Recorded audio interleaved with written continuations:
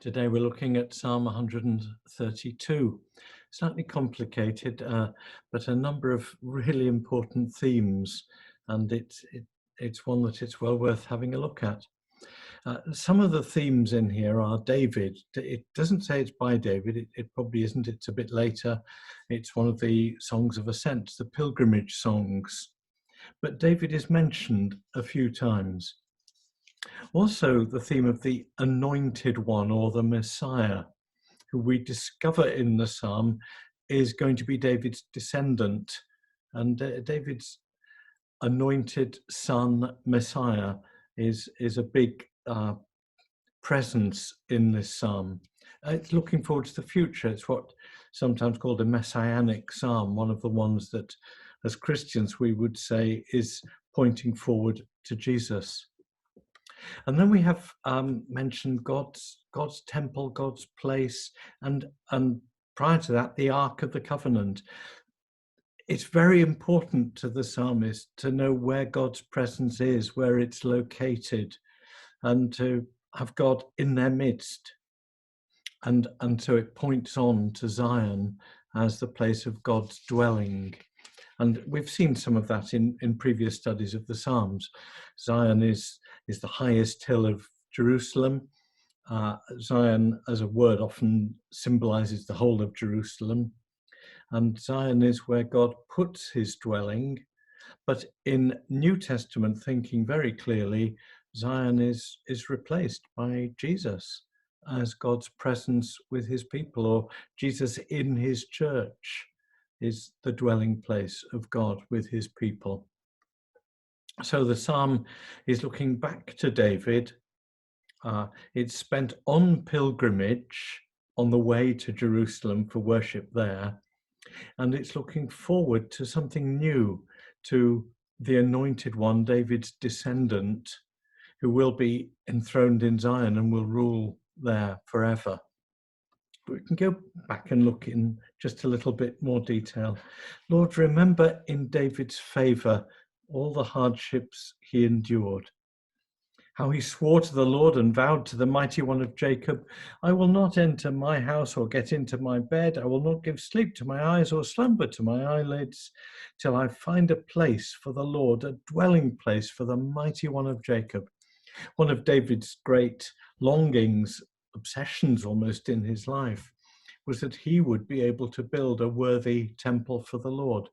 But that wasn't permitted. That was granted to his son Solomon instead, because David had been a man of war and Solomon means man of peace. Solomon was to be a man of peace, and the peace man was to build the temple, not the man of war. But David longed to see God's temple built. Instead, David and the people had to make do with the Ark of the Covenant, the box in which the Ten Commandments had been placed, which very, very much symbolized God's presence with his people, and was lost at various times, found in Ephrathah in the fields of Ja'ar.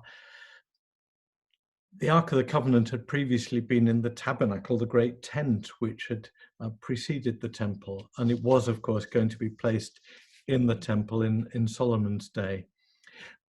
David had been restless and not content until God was settled among his people. Now, we don't think of God settling down in that way, but David was very determined that there would be a physical symbol and a reality of God's presence in the midst of the people of which he was king. What a great longing that is. And for us, is there a longing for God's presence when we meet together, whether we're in our church or in someone's living room, or whether we're meeting by computer?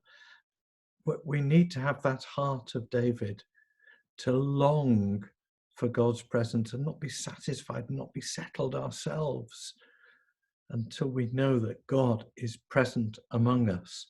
Now, we can know God is present among us in Jesus by his Spirit, but that's to be a longing for God's faithful people. So the psalm continues, rise up, O Lord, go to your resting place, you and the ark of your might. Let your priests be clothed with righteousness, your faithful shout for joy. For your servant David's sake, do not turn away the face of your anointed one. David went through hardship. He went through life without seeing a settled home for God among his people. But we're talking now post-David, for David's sake, who had that great struggle and that longing. Lord, come and dwell among your people, be present.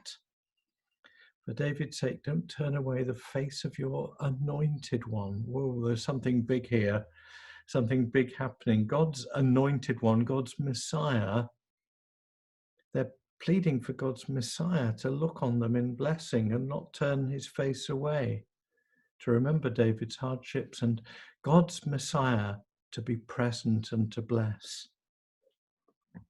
And then there's a reminder in verse 11, the Lord swore to David a sure oath from which he will not turn back. One of the sons of your body I will set on your throne. Your sons forevermore shall sit on your throne. It's David's descendant who is going to be the king forever. There's a little warning: if your sons keep my covenant and my decrees that I teach them. And that, of course, sadly points to the failures of some of David's descendants, the bad kings of Israel and Judah. But the promise is there to David's descendant, the anointed one, who will sit on the throne. And verse 13, for the Lord has chosen Zion, he's desired it for his habitation. This is my resting place forever. Here I will reside, for I have desired it. I will abundantly bless its provisions. I will satisfy its poor with bread. Its priests I will clothe with salvation. Its faithful will shout for joy. They're on the way to Jerusalem for the festival, and they're praising God at the anticipation of Zion as the place where God is present to bless his people. There I will cause a horn to sprout up for David. Horn is a symbol of strength. I've prepared a lamp for my anointed one, a lamp, the sign of God's presence and blessing. His enemies I will clothe with disgrace, but on him his crown will gleam. David's descendant, the anointed one, in the temple among his people will shine with the brightness of God and with strength forever. This is about Jesus, isn't it? Even bigger than the temple, replacing the temple.